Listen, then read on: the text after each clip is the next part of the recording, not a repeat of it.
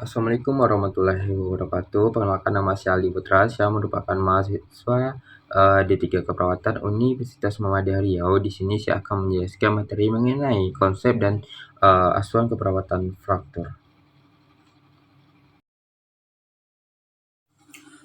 Konsep fraktur. Fraktur merupakan istilah dari hilangnya tulang rawan, baik yang bersifat total maupun sebagian. Biasanya disebabkan oleh trauma atau tenaga fisik. Fraktur adalah terputusnya kontinuitas tulang dan ditentukan oleh jenis dan luasnya. Sebagian besar fraktur disebabkan oleh kekuatan yang tiba-tiba ada berlebihan, yang dapat berupa pemukulan, penghancuran, penekukan, dan pemutiran atau penarikan. Pada keadaan fraktur, jaringan sekitar juga akan terpengaruh, di mana akan terjadi edema jaringan lunak, pendarahan ke otot dan sendi, dislokasi sendi, ruptur tendon, dan kerusakan syaraf dan kerusakan pembuluh darah. Jadi, fraktur lengkap terjadi apabila seluruh tulang patah, sedangkan pada fraktur tidak lengkap tidak melibatkan seluruh ketebalan tulang. Yang dikutip dalam Jurnal Fitri 2022. World Health Organization atau WHO menyatakan bahwa angka prevalensi kejadian fraktur meningkat dari tahun 2020 sebanyak kurang lebih 13 juta orang dengan angka prevalensi sebesar 2,7%. Data yang ada di Indonesia, kasus fraktur yang paling sering yaitu fraktur femur sebesar 42%, diikuti oleh fraktur umérus sebanyak 17%, fraktur tibia dan fibula sebanyak 14%, di mana penyebab terbesarnya adalah kecelakaan lalu lintas yang biasanya disebabkan oleh kecelakaan mobil, motor, atau kendaraan rekreasi 65,5% dan jatuh 37,3% dan mayoritas adalah pria 73,8%. Diambil dari kutipan Adobe 2022. Menurut Alfred Solomon, fraktur digolongkan berdasarkan pada garis fraktur dan bentuk fraktur. Berdasarkan pada garis patah tulangnya, geometrik, yaitu fraktur di mana satu sisi tulang retak dan sisi lainnya tulang bengkok. Transversal adalah fraktur yang memotong lurus pada tulang, dan spiral yakni fraktur yang mengelilingi tungkai atau lengan tulang. Obelik sama dengan fraktur yang garis patahnya membentuk sudut melintasi tulang. Pada bentuk fraktur kompleks berarti garis fraktur yang menembus atau memotong seluruh tulang, dan fragmen tulang biasanya bergeser. Sedangkan fraktur tidak inkomplit berarti hanya sebagian fraktur yang berada pada satu sisi tulang. Fraktur kompresi adalah fraktur di mana satu tulang menekan sisi tulang lainnya. Afesi di mana fragmen tulang dipisahkan menjadi ligament. Fraktur komunitis atau segmental di mana tulang rusak menjadi beberapa bagian. Dengan kata yang lebih sederhana, fraktur terjadi ketika tulang patah tetapi kulit masih utuh. Fraktur bergeser di mana tulang patah menjauh dari lokasi fraktur. Selanjutnya, etiologi. Menurut Apley 2013, fraktur dapat terjadi akibat yang pertama itu akibat peristiwa trauma. Fraktur yang disebabkan oleh kekuatan yang tiba-tiba dan berlebihan yang dapat berupa pemukulan, penghancuran, penekukan atau pemutiran atau penarikan. Yang kedua itu akibat terkena kekuatan langsung. Tulang dapat patah pada tempat yang terkena jaringan atau lunak rusak. Yang ketiga itu akibat terkenanya kekuatan tak langsung. Tulang dapat mengalami fraktur pada tempat yang jauh dari tempat yang terkena kekuatan itu. Kerusakan jaringan lunak di tempat fraktur itu mungkin tidak ada. Yang keempat itu kelelahan atau tekanan. Retak dapat menjadi pada tulang seperti halnya pada logam dan benda lain akibat tekanan atau tekanan berulang-ulang. Nah, selanjutnya itu klarifikasi fraktur. Klarifikasi fraktur adalah sebagai berikut. Yang pertama itu komplet fraktur atau fraktur komplet, patah pada seluruh garis tengah tulang, luas dan melintang, biasanya disertai dengan perpindahan posisi tulang. Yang itu closed fraktur atau simple fraktur, tidak menyebabkan robekan kulit, integritas kulit masih utuh. Yang ketiga itu open fraktur atau compound fraktur atau komplikat komplikata atau konflik, merupakan faktor dengan luka pada kulit atau integritas kulit rusak dan ujung tulang menonjol sampai menembus kulit, atau membran mukosa sampai kepatahan tulang. Fraktur terbuka digradasi menjadi yang pertama itu grade 1 luka bersih kurang dari 1 cm panjangnya, yang kedua itu grade 2 luka lebih luas tanpa kerusakan jaringan lunak yang ekstensif, yang C-nya itu grade 3 luka sangat terkontaminasi dan mengalami kerusakan jaringan luka ekstensif. Yang keempat itu grematik atau fraktur di mana salah satu sisi tulang patah sedangkan lainnya membengkok. Yang kelima itu transversal fraktur sepanjang garis tengah tulang. Yang keenam itu oblik, yaitu fraktur membentuk sudut dengan garis tengah tulang. Yang ketujuh itu spiral, yaitu fraktur memutar seputar batang tulang. Yang kedelapan itu komunitif atau fraktur dengan tulang pecah menjadi beberapa fragmen. Yang kesembilan itu depresi, yaitu fraktur dengan fragmen patahan tendon ke dalam, yaitu sering terjadi pada tulang, tengkorak, dan wajah. 10 itu kompresif, yaitu fraktur di mana tulang mengalami kompresi, yaitu terjadi pada tulang belakang. Yang ke-11 itu patagolik atau fraktur yang menjadi pada daerah tulang berpenyakit atau kista tulang, faget, dan metastasis tulang atau tumor. Yang kedua itu epitelisal, yaitu fraktur melalui epilepsis. Yang ke-13 itu infeksi atau fraktur di mana fragmen tulang terdorong ke dalam fragmen tulang lainnya.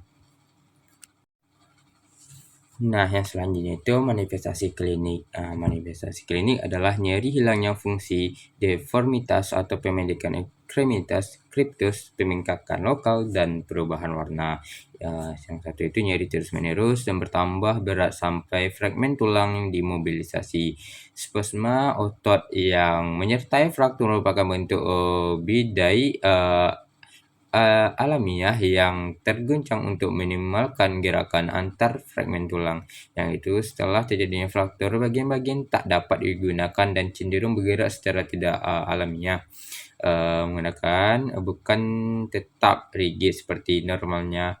Pergeseran fragmen pada fraktur lengan atau tungkai menyebabkan deformitas terlihat maupun teraba. Ekstremitas yang biasanya diketahui dengan membandingkan dengan ekstremitas normal.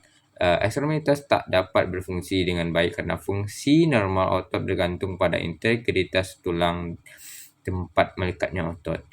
Yang ketiga itu pada fraktur panjang terjadi pendekatan tulang yang sebenarnya karena kontraksi otot yang melekat di atas ada di bawah tempat fraktur. Yang keempat itu saat ekstremitas diperiksa dengan tangan, terdapat adanya tarikan deret tulang dinamakan dengan kepitus yang teraba akibat gesekan antara fragmen atau dengan yang lain.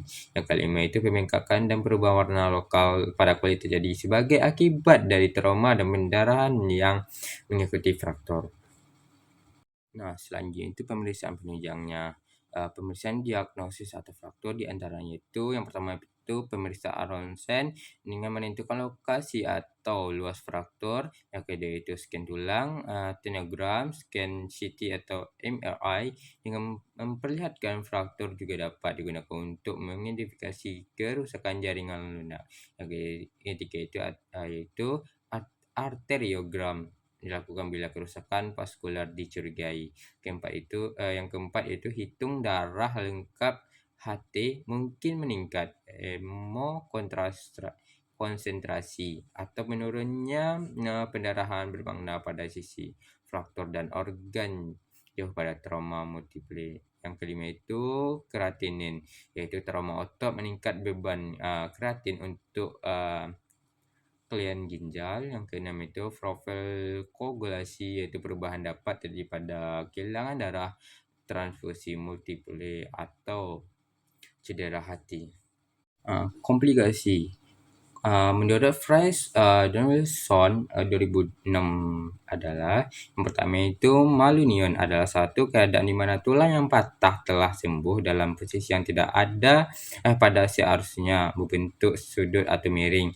Yang kedua itu delayed union atau Latin adalah proses penyembuhan berjalan terus tetapi dengan kecepatan yang lebih lambat dari keadaan normal. Yang ketiga itu neonion non-union yaitu patah tulang yang tidak menyambung kembali. Yang keempat itu complement syndrome adalah suatu keadaan peningkatan tekanan yang berlebihan dalam suatu ruangan disebab itu pendarahan masif pada suatu tempat.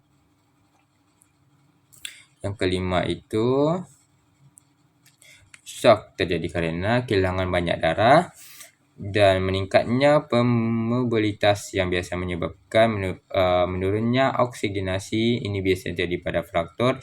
Yang keenam itu fat embolisme syndrome, tetesan lemak masuk ke dalam pembuluh darah. Fraktur risiko terjadinya emboli lemak pada fraktur meningkat pada laki-laki usia 20 sampai 40 tahun, usia 70 sampai 80 tahun fraktur tahun. Selanjutnya itu asuhan keperawatan fraktur. Skill utama saat dilakukan pengajian, kalian mengatakan lengan kanan bawah nyeri dengan luka pada operasi open reduction internal fraction atau ORIF. Q-nya itu detik iris yang area lengan kanan bawah 5,5, T-nya itu menetap. Riwayat penyakit sekarang itu tanggal 28 Oktober 2019 pukul 22.30 itu setengah 11 malam. Kalian mengalami kecelakaan lalu lintas, yakni sepeda motor yang dikendarai kalian bertabrakan dengan sepeda motor dengan arah yang berlawanan dengan kecepatan tinggi. Kalian mengatakan tidak sadar dan tidak mengingat kejadian saat itu. Kalian dibawa ke instalasi gawat darurat RSUD Temanggung pada pukul 11.10 waktu Indonesia Barat. Hasil pengajian yang didapatkan, tekanan darah itu 120/80 mmHg, nadi 64 kali per menit, penapasan 24 kali per menit, suhu 3,5 derajat Celcius, kesadaran kompos mentis, uh,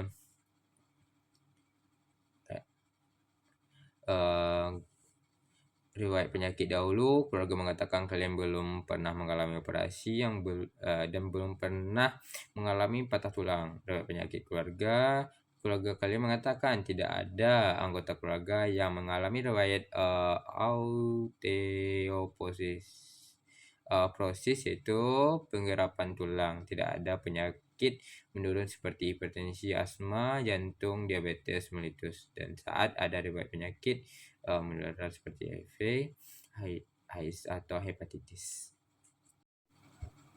Lanjutannya itu pengkajian data subjektifnya.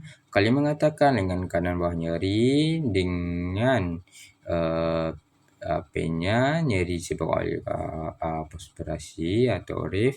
Yang kedua itu kualitinya nyeri terasa seperti teriris.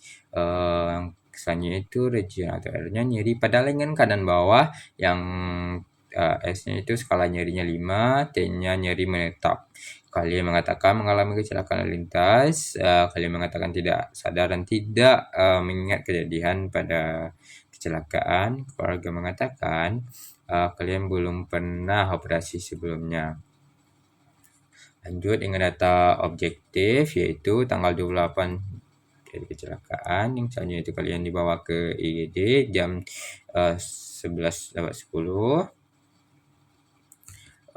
Tekanan darahnya 120/80 mmHg, nadinya 64 kali per menit, respirasinya 24 kali per menit, suhunya 3,65 derajat Celcius, kesadarannya itu stupor, terdapat pendarahan pada kepala, terdapat luka lecet pada kaki kanan, tangan kanan dan pelipis kanan, terpasang impuls RL 20 tetes per menit, Selanjutnya itu diagnosa keperawatan. 1. Nyeri akut berhubungan dengan agen cedera fisik, luka postpartum, pembedahan oref. Yang kedua itu sindrom definisi perawatan diri berhubungan dengan gangguan muskular kolesterol. Yang ketiga itu risiko terjadinya infeksi berhubungan dengan ketidakkuatan pertahanan, seperti luka jahit pada lengan kanan, kaki kanan dan pelipis kanan serta luka post-oref. Luaran perawatan SLKI itu setelah dilakukan dengan tindakan keperawatan pemberian analgetik selama 3 kali 24 jam, status tingkat nyeri pasien menurun, dipertahankan pada level skala 3 dan ditinggalkan ke level ringan 4 dengan kriteria hasil A-nya skala nyeri menjadi 3, B-nya pasien dapat melakukan relaksasi, yang E-nya tekanan darah menjadi 120 per 80 mmHg.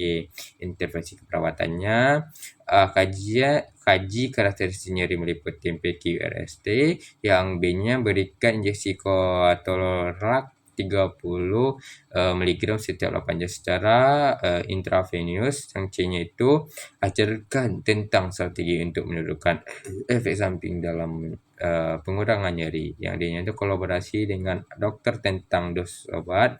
Yang selanjutnya itu evaluasi keperawatan. S. Pasien menyatakan masih terasa nyeri dari skala 8 menjadi skala 7. O-nya itu masih ada ekspresi nahan nyeri. A-nya itu masalah teratasi sebagian. Yang P-nya lanjutan intervensi, ajarkan teknik penanganan nyeri secara mandiri, kolaborasi dengan dokter mengenai pemberian pereda nyeri obat. Nah, hanya itu presentasi yang saya berikan. Jika ada salah, Assalamualaikum warahmatullahi wabarakatuh.